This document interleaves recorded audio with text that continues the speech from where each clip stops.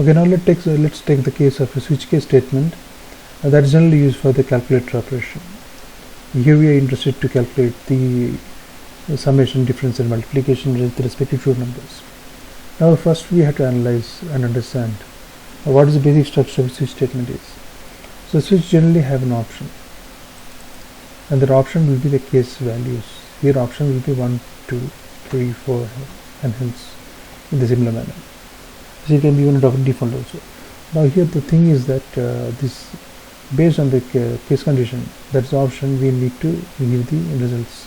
For case 1 we have defined to be the sum of the two numbers, and for the case 2 it has to do the subtraction of the two numbers based on which is being greater. If the first is greater than second, then first minus second, and if this else part, the second will be greater than first, so the minus of the whole thing, because it will be you have to extract the minus factor over there.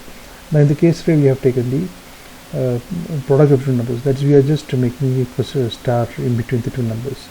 So in case if you are inserting a default number, that means a number other than the 1, 2 and 3, then the computer has to show with this particular labeling message the invalid option will be entered. So it's invalid option being entered. Now see, now the compiler has to answer for the series of questions. Now the first part of the work is to declare the variable, that's the first option. So then the compiler has to ask the user friendly with this questions. Enter the first number, then followed by the first, and the constant return accepts. Constant return method helps the compiler to accept that particular first number, and the compiler tells the user friendly to enter the second number with the constant the right line method. So the second number is being consumed with the constant return method by the compiler. And here this casting the explicit quantity is required because initially these first and second numbers are actually in the form of a string, and it needs to convert into int quantity. Now the final console identity method is actually labeling process that to make the compiler understand for which option you need to operate the calculator, means the switch case statement.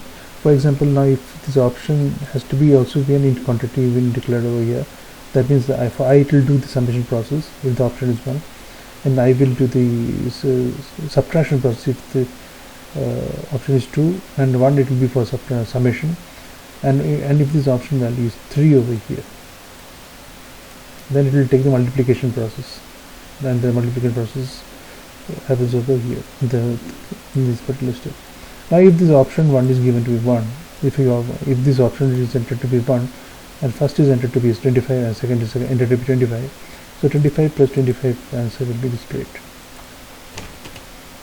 Now in case if we are giving the option to be here, first option is given to be 25 and second option is given to be 25 for each of the numbers, and if the option itself is taken to be 2 or 3, and if it is 3 it will do the multiplication of the 2, the 25 star 25, 25 25, that is 625. Now in case if we are entering the first number to be 25 and the second number to be 15, and now in this case, and we are taking the option value to be entered here to be 2, so the option is 2 here, so the case will take the 2 value, and based on that the operation will happen. Here the operation is actually the calculation of the subtraction with respect to the two numbers, and here the first we entered to be 25 and second to be 15. So here actually this first part of the loop is validated because 25 is always greater than 15, and hence the 25 minus 15, that is 10, will be displayed. So this is how and otherwise if the first number was less than the second one, then the subtraction of the whole value between the first and the second has to be operated, or we can write this as second minus first. That also is okay. Now let us execute this particular build statement and see what happens. So we can see that this build succeed. That means that exactly all the values have been answered. Means all the whole of the code has been error free. Now let us take the console return method is actually acts like a pausing event. Since the compiler is fast, it will show the respective answer and it will disappear. So in order to pause the event, we need to give the console return method.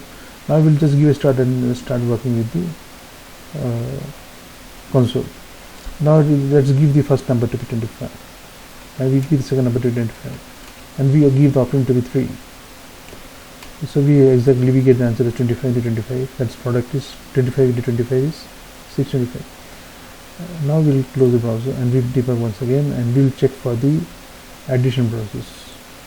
So for the addition process, let's give it as let the first number be 100.